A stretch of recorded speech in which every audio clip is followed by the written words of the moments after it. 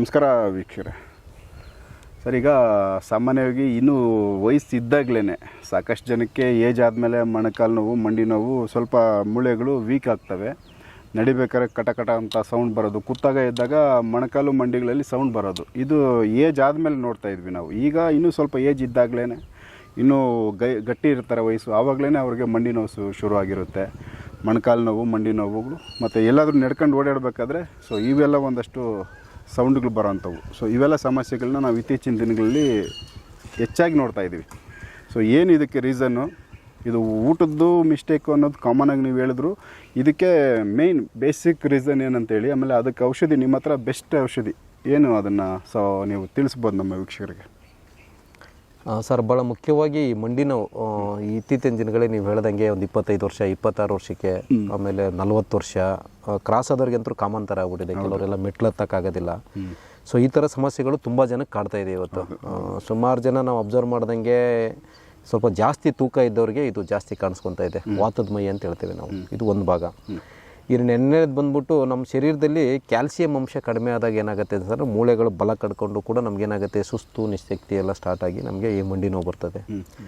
ಇದೆಲ್ಲದಕ್ಕಿಂತ ಕಾರಣ ಭಾಳ ಮುಖ್ಯವಾಗಿ ನಮ್ಮ ಶರೀರದಲ್ಲಿ ವಾತದೋಷ ಅಂತ ಹೇಳ್ತಾರೆ ಸರ್. ಇದಕ್ಕೆ ನಾವು ಮಂಡಿ ನೋವಿಗೆ ವಾತದೋಷ ಅಂತೀವಿ. ವಾತದೋಷ ಅಂದರೆ, ವಾತ ಅಂದರೆ ಏನು ಹೇಳಿ ಸರ್, ವಾಯು, ಗಾಳಿ.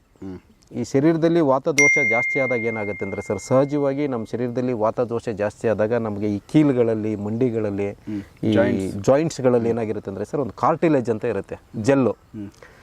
ಆ ಜೆಲ್ ಏನಾಗುತ್ತೆ ಸರ್, ಸಹಜವಾಗಿ ಆರು ಹೋಗುತ್ತೆ ಗಾಳಿಗೆ. ಅದನ್ನು ನಾವು ನಮ್ಮ ಪೂರ್ವಜರಲ್ಲಿ ಏನಾಗ್ತಾಯಿತ್ತು ಅಂದರೆ ಸರ್, ಸುಮಾರು ಒಂದು 50 ವರ್ಷದ ಕೆಳಗಡೆ ನಾವು ಶುದ್ಧವಾದಂಥ ಗಾಣದ ಎಣ್ಣೆ ಬಳಸ್ತಾ ಇದ್ದೀವಿ. ಹಾಗೆ ಯಥೇಚ್ಛವಾಗಿ ಹಾಲು, ಮೊಸರು, ಬೆಣ್ಣೆ, ತುಪ್ಪನ ಬಳಸ್ತಾ ಇದ್ವಿ. ಪ್ರಾಕೃತಿಕ ದತ್ತವಾದಂಥ ಆಹಾರಗಳನ್ನು ನಾವು ಶುದ್ಧವಾದಂಥ ಪಾತ್ರೆಗಳಲ್ಲಿ ಮಾಡಿ ಬೇಯಿಸಿ ತಿಂತಾಯಿದ್ವಿ, ನೆಮ್ಮದಿಯಾಗಿ ತಿಂತಾಯಿದ್ವಿ, ಜೀರ್ಣಕ್ರಿಯೆಯನ್ನು ಚೆನ್ನಾಗಿ ಇಟ್ಕೊಂಡಿದ್ವಿ.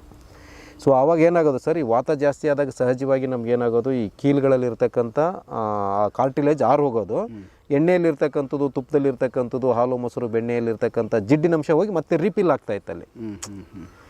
ಆಮೇಲೆ ಸಹಜವಾಗಿ ನಮ್ಮಲ್ಲಿ ಏನಾಗ್ತೈತೆ ಅಂದರೆ, ಸ್ನಾನಕ್ಕಿಂತ ಮುಂಚೆ ಹೋಗ್ಬೇಕಾದ್ರೆ ಸ್ವಲ್ಪ ಮೈಗೆಲ್ಲ ಎಳ್ಳೆಣ್ಣೆನೋ ಅಥವಾ ಯಾವುದೋ ಒಂದು ಎಣ್ಣೆ ಹಾಕ್ಕೊಂಡು ಸ್ನಾನ ಮಾಡೋರು, ಅಥವಾ ಹಬ್ಬಗಳ ಎಣ್ಣೆ ಸ್ನಾನ ಮಾಡುವಂಥವ್ರು. ಇದು ಸಹಜವಾಗಿ ನಡೀತಕ್ಕಂಥ ಕ್ರಿಯೆ. ಆವಾಗ ಯಾರಿಗೂ ಇರಲಿಲ್ಲ.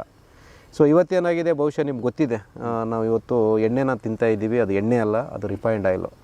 ಅದರಲ್ಲಿ ಯಾವುದೂ ಔಷಧಿ ಗುಣಗಳಿಲ್ಲ. ಶರೀರದಲ್ಲಿ ಪ್ರಕೃತಿದತ್ತವಾಗಿ ನಮಗೇನಾಗುತ್ತೆ, ವಾಯು ಹೆಚ್ಚು ಕಡಿಮೆ ಆಗ್ತಾನೆ ಇರುತ್ತೆ. ಆವಾಗ ಅದು ಆರು ಹೋಗುತ್ತೆ, ರಿಪೀಲ್ ಆಗ್ತಾಯಿಲ್ಲ. ಆವಾಗ ಏನಾಗುತ್ತೆ, ಈ ಮೂಳೆಗಳು, ಕೀಲುಗಳ ಮಧ್ಯೆ ಇರ್ತಕ್ಕಂಥ ಕಾರ್ಟಿಲೇಜು ಕಡಿಮೆ ಆಗಿಬಿಟ್ಟು ನಾವು ಒಂದಕ್ಕೊಂದು ಮೂಳೆ ರಬ್ಬಿಂಗ್ ಆಗಿ ಕರ ಅಥವಾ ನೀವು ಕಟ ಅಂತ ಹೇಳ್ತೀವಿ, ಸೌಂಡ್ ಬಂದು ಮೂಳೆ ಸೌತ ಸ್ಟಾರ್ಟ್ ಆಗಿ ನಮಗೆ ಈ ಒಂದು ಕಾಯಿಲೆ ಜಾಸ್ತಿ ಆಗುತ್ತೆ ಸರ್. ಇದು ಒಂದನೇ ಭಾಗ. ಇನ್ನು ಕೆಲವ್ರಿಗೆ ಏನಾಗುತ್ತೆ ಅಂದರೆ ಸರ್, ನಿಮಗೆ ಈ ಜೀರ್ಣಕ್ರಿಯೆ ಚೆನ್ನಾಗಿಲ್ಲದೆ ಇದ್ದಾಗ ಅಲ್ಲಿ ಆಮ ಉತ್ಪತ್ತಿ ಆಗುತ್ತೆ ಅಂತ ಹೇಳ್ತೀವಿ ನಾವು ಆಯುರ್ವೇದಕ್ಕೆ. ಆಮವಾತ, ಸಂಧಿವಾತ ಅಂತ ಹೇಳ್ತೀವಲ್ವ. ಅಲ್ಲಿ ಆಮ ಜೀರ್ಣಕ್ರಿಯೆ ಚೆನ್ನಾಗಿಲ್ಲದೆ ಇದ್ದಾಗ ಆಗಿ ಶರೀರದಲ್ಲಿ ವಾಯು ಜಾಸ್ತಿ ಆಗಿದಾಗ ಆ ವಾಯು ಆ ಜಠರದಲ್ಲಿರೋ ಅಥವಾ ಅಲ್ಲಿ ಜೀರ್ಣಾಂಗ ವ್ಯವಸ್ಥೆಯಲ್ಲಿರ್ತಕ್ಕಂಥ ಆ ಆಮನ ತೊಗೊಂಡೋಗಿ ರಕ್ತದ ಮೂಲಕ ನಮಗೆ ಈ ಜಾಯಿಂಟ್ಗಳಲ್ಲಿ ಅದು ಹೋಗಿ ಕಲೆಕ್ಟ್ ಮಾಡಿಸುತ್ತೆ ಸರ್. ಅದು ಅದಕ್ಕೆ ಕೆಲವರಿಗೆ ಈ ಊತ ಬರ್ತಕ್ಕಂಥದ್ದು, ಈ ಬಟ್ಟೆಲ್ಲ ಮಡಿಸ್ಬೇಕಾದ್ರೆ ಆಗೋದಿಲ್ಲ, ಪರ್ಟಿಕ್ಯುಲರ್ ಕೆಲವು ಜಾಗದಲ್ಲಿ ಸ್ವೆಲ್ಲಿಂಗ್ ಆಗುವಂಥದ್ದೆಲ್ಲ ಆಗ್ತದೆ. ಇದಕ್ಕೆ ಮೇಯ್ನ್ ಕಾರಣಗಳು ಇವೆಲ್ಲ. ನಾವು ಒಂದು ಎಣ್ಣೆ ಚೇಂಜ್ ಮಾಡ್ಬೇಕು, ಮನೆಯಲ್ಲಿ ಕ್ಯಾಲ್ಸಿಯಂ ರಿಚ್ ಫುಡ್ ತಿನ್ನಬೇಕು, ಅಡುಗೆ ಮಾಡೋ ಪದ್ಧತಿನ ಸರಿ ಮಾಡ್ಕೋಬೇಕು. ಅದ್ರ ಜೊತೆಗೆ ಒಂದು 40 ವರ್ಷ ಕ್ರಾಸ್ ಆದಮೇಲೆ ಕಂಪಲ್ಸರಿ ನಮ್ಮ ದೇಶದಲ್ಲಿ ಪ್ರತಿಯೊಬ್ಬರ ಮನೆಯಲ್ಲಿ ಈ ಥರ ಟೇಬಲ್ ಮೇಲೆ ಒಂದು ಎಲೆ ಅಡಿಕೆ ಸುಣ್ಣೋದು ಒಂದು ಅಭ್ಯಾಸ ಇತ್ತು ಸರ್ ನಮ್ಮ ದೇಶದಲ್ಲಿ. ರೆಗ್ಯುಲರ್ ಊಟ ಆದಮೇಲೆ ನೈಟು ಎಲೆ ತಿನ್ನೋರು ಸರ್. ಎಷ್ಟು ಸೈಂಟಿಫಿಕ್ ಆಗಿದೆ ಅಂದರೆ 40 ಇಯರ್ಸ್ ಆದಮೇಲೆ ಕ್ಯಾಲ್ಸಿಯಂ ಡಿಫಿಷಿಯನ್ಸಿ ಸ್ಟಾರ್ಟ್ ಆಗುತ್ತೆ ಮನುಷ್ಯನಿಗೆ. ಈ ಸುಣ್ಣ ಬಂದು ನ್ಯಾಚುರಲ್ ಕ್ಯಾಲ್ಸಿಯಮ್ಮು ನಿಮ್ಗೆ ₹1 ಸಿಗುತ್ತೆ. ಅದ್ಭುತ ಔಷಧಿ ಅದು. ಹೀಗಾಗಿ ಆ ಎಲೆ ಅಡಿಕೆ ಸುಣ್ಣ ತಿನ್ನುವಂಥ ಅಭ್ಯಾಸನೂ ಕೂಡ ನಮ್ಮ ಮಂಡಿ ನೋವಿಗೆ ತುಂಬ ಅದ್ಭುತವಾಗಿ ಔಷಧಿಯಾಗಿ ಕೆಲಸ ಮಾಡುತ್ತೆ. ಮತ್ತು ಎಣ್ಣೆ, ಬೆಣ್ಣೆ, ತುಪ್ಪ ಇವೆಲ್ಲ ನಾವು ದೇಶೀಯವಾಗಿ ಮೊದಲು ಹೇಗೆ ಬಳಸ್ತಾ ಇದ್ವಿ ಹಾಗೆ ಬಳಸಬೇಕು. ಅದ್ರ ಜೊತೆಗೆ ಭಾಳ ಮುಖ್ಯವಾಗಿ ಏನಂತಂದರೆ, ನಾವು ಔಷಧಿಯಾಗಿ ಬಳಸ್ಕೊತೀನಿ ನಾನು ಅಂತಂದರೆ, ನಮಗೆ ಕ್ಯಾಲ್ಸಿಯಂ ರಿಚ್ ಹರ್ಬ್ ಬರುತ್ತೆ ಸರ್ ನಮ್ಮ ಆಯುರ್ವೇದದಲ್ಲಿ. ಒಂದು ಅರ್ಜುನ ಅಂತ ಹೇಳ್ತೀವಿ ನಾವು, ತೊರೆಮತ್ತಿ ಮರ. ಅರ್ಜುನ ಚಕ್ಕೆ ಮತ್ತು ಇನ್ನೊಂದು ಹಿರೇಮದ್ದಿನ ಬೇರು ಅಂತ ಬರುತ್ತೆ.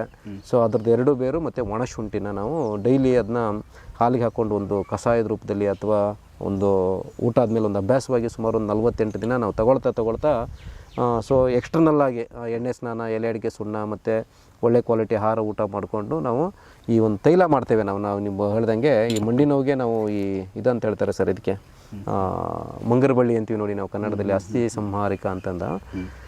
ಸೊ ಅದನ್ನು ಮತ್ತು ನಿಮಗೆ ಈ ಕರಿಲೆಕ್ಕಿ, ಬಿಳಿ ಎಕ್ಕದ ಬೇರು, ಆಮೇಲೆ ಹೊಂಗೆ ಬೇರು, ಏನು ಲಕ್ವಾ ತೈಲ ಅಂತ ಹೇಳ್ತೀವಲ್ಲ, ಸೊ ಆ ತೈಲ ನಿಮಗೆ ಎಲ್ಲ ಜಾಯಿಂಟ್ಸ್ ಪೇನ್ಗಳಿಗೂ ಕೂಡ ಅದ್ಭುತವಾಗಿ ಕೆಲಸ ಮಾಡುವಂಥದ್ದು. ಎಷ್ಟೋ ಜನ ನಮ್ಮ ಹತ್ರ ಬರೀ ತೈಲ ಹಚ್ಕೊಂಡೇ ವಾಸಿ ಮಾಡ್ಕೊಂಡಿದ್ದಾರೆ. ಮತ್ತು ಈಗ ನಾವು ಏನು ಮಾಡ್ತೀವಿ ಅಂದರೆ ಸರ್, ಈ ಗೋಮೂತ್ರ ಇದೆ ಅಲ್ವಾ, ಸೊ ನಾನು ಹೇಳಿದೆ ನಿಮಗೆ ವಾತದ ಕಾಯಿಲೆ ಜಾಸ್ತಿ ಆಗಿದ್ದರಿಂದ ಈ ಮಂಡಿ ನೋವು, ಲಕ್ವಾ ಎಲ್ಲ ಬರ್ತಾವೆ ಅಂತೇಳಿ. ಸೊ ವಾತ ಅಂದರೆ ವಾಯು, ಗಾಳಿ. ವಾತದ ಕಾಯಿಲೆಗಳನ್ನು ಮತ್ತು ಈ ಕಫದ ಕಾಯಿಲೆಗಳನ್ನು ನಾಟಿ ಹಸು ಗಂಜಲ ಸಂಪೂರ್ಣವಾಗಿ ನಾಶ ಮಾಡುತ್ತೆ ಅಂಥೇಳಿ ನಮಗೆ ಆಯುರ್ವೇದದಲ್ಲಿ ಉಲ್ಲೇಖ ಇದೆ. ಅಂದರೆ ನಾವು ನಿತ್ಯ ಗೋಮೂತ್ರದಲ್ಲಿ ನಾವೇನು ಮಾಡ್ತೇವೆ ಅಂದರೆ ಈ ಕಾರ್ಟಿಲೇಜ್ ಉತ್ಪತ್ತಿ ಆಗ್ತಕ್ಕಂಥ ಕೆಲವು ಗಿಡಮೂಲಿಕೆಗಳು, ಈ ಪಾರಿಜಾತದ ಎಲೆ ಆಗಿರ್ಬೋದು, ಅಥವಾ ಮತ್ತು ಶುಂಠಿ ಆಗಿರ್ಬೋದು, ಮತ್ತು ಅರ್ಜುನ, ಅಶ್ವಗಂಧ, ಶತಾವರಿ, ಈ ಥರದವು ನರಗಳಿಗೆ ಮತ್ತು ಕಾರ್ಟಿಲೇಜ್ ಉತ್ಪತ್ತಿ ಆಗ್ತಕ್ಕಂಥ ಗಿಡಮೂಲಿಕೆಗಳನ್ನು ಹಾಕಿ ಔಷಧಿ ಮಾಡಿರ್ತೇವೆ. ಇದ್ರ ಜೊತೆಗೆ ಟ್ಯಾಬ್ಲೆಟ್ ಇರುತ್ತೆ ಮತ್ತು ಚೂರ್ಣ ಇರುತ್ತೆ. ಮೇಯ್ನಾಗಿ ವಾತನಾಶಕ, ಕೆಲವರಿಗೆ ಡೈಜೆಷನ್ ಸಿಸ್ಟಮ್ ಸರಿ ಇಲ್ಲದೆ ಬರುತ್ತೆ ಅಂತ ಹೇಳಿದ್ನಲ್ಲ ಸರ್, ಅವರಿಗೆ ಒಂದು ಜಾಡು ಲಗಾನ್ವಾಲ ಅಂತ ಹೇಳ್ತಾರೆ ಹಿಂದಿಯಲ್ಲಿ, ಅಂದರೆ ಕಸ ಗುಡಿಸೋದು, ಇಡೀ ಶರೀರದಲ್ಲಿರೋ ಕೊಳೆನೆಲ್ಲ ತೆಗೆದು ಬಿಸಾಕೋಕ್ಕೊಂದು ಚೂರ್ಣ ಮಾಡಿಕೊಡ್ತೇನೆ, ಅಮೃತ ಚೂರ್ಣ ಅಂತೇಳಿ.